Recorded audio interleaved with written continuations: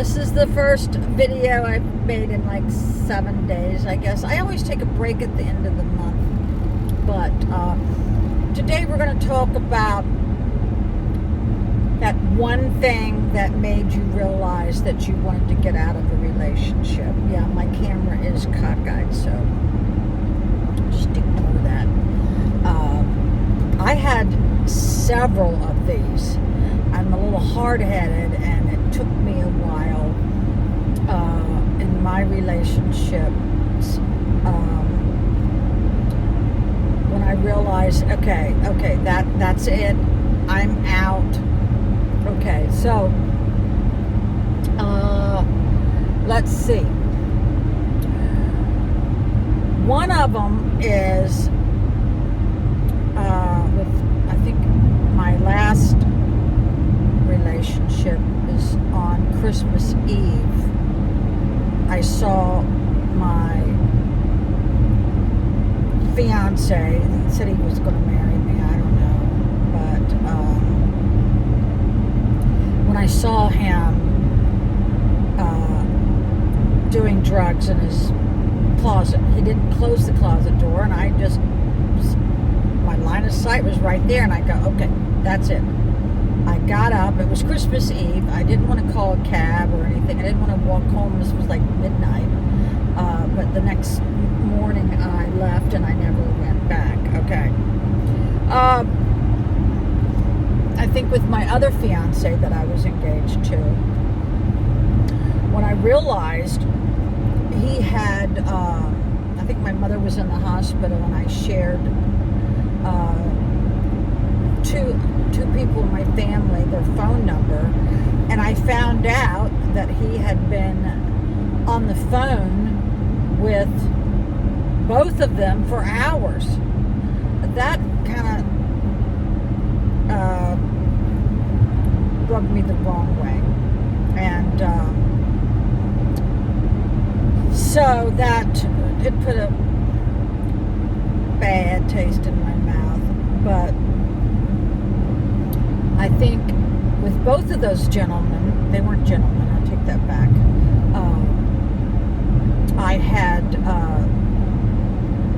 with the last one, I touched his thermostat, and I know that you really shouldn't do that, but I was freezing. I mean, he had it like a 55 in the middle of winter.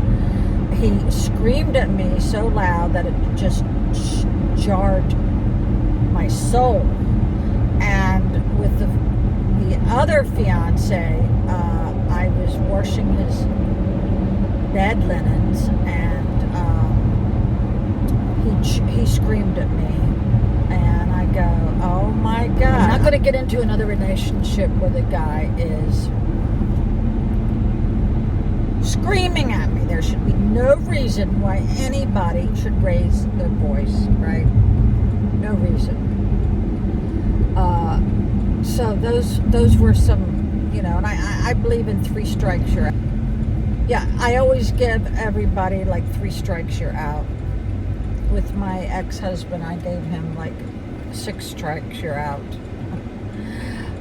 But there's one thing I learned, is that you should never go into business with somebody that you're sleeping with. Bad news. You should not do that for many, many reasons.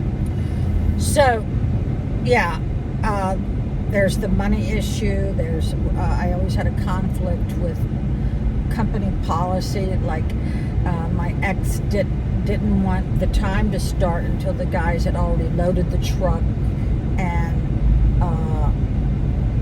I said, you can't do that. You cannot do that. If you're required to be at a job at a certain time, that's when the time clock should be punched, right? Not when you get to the job. And we had a big conflict with that. Another thing is, lots of times chainsaws and other very expensive equipment would get run over by the bucket trucks or the chipper trucks. And I said, you have to hold one person responsible, and that is the driver of the truck. The driver of the truck should always do a walk around before any equipment is moved, and he didn't make anybody responsible. So that, you didn't know who to point the finger at or whatever. And I also thought, after an employee totals 3 vehicles or any vehicle, that you should really sit down and determine whether or not they should still be employed. We had lots of conflicts about that. And there's so many reasons why you should not have the same job or be in business with your spouse. It's very rarely will that work out. But I remember one time I was sick with my ex. I was sick, very sick. It was stress and everything. I was laying in the bathroom floor. I mean, my stomach was killing me. And he didn't even ask if he could get me anything. He actually walked over my body and left. And I go, oh my God, he has no empathy, and that was another defining point with him. But the first thing that I should have had my eyes wide open is the first weekend that we got married, he was gone the whole weekend with no explanation where he was. So that set the tone for the next 30 or 40 years of marriage, that he had some secret, life going on that he didn't want to include me. I don't know. But he also did this on all of our vacations. He would be gone, sometimes hours, sometimes overnight, and I'm going, oh my God. So I realize now that I should have, all those times that he was gone and I was crying my eyes out, I should have just went and did what I wanted to instead of feeling sorry for myself, right? So do any of y'all have your defining point? What something that happened that you realize the relationship is over?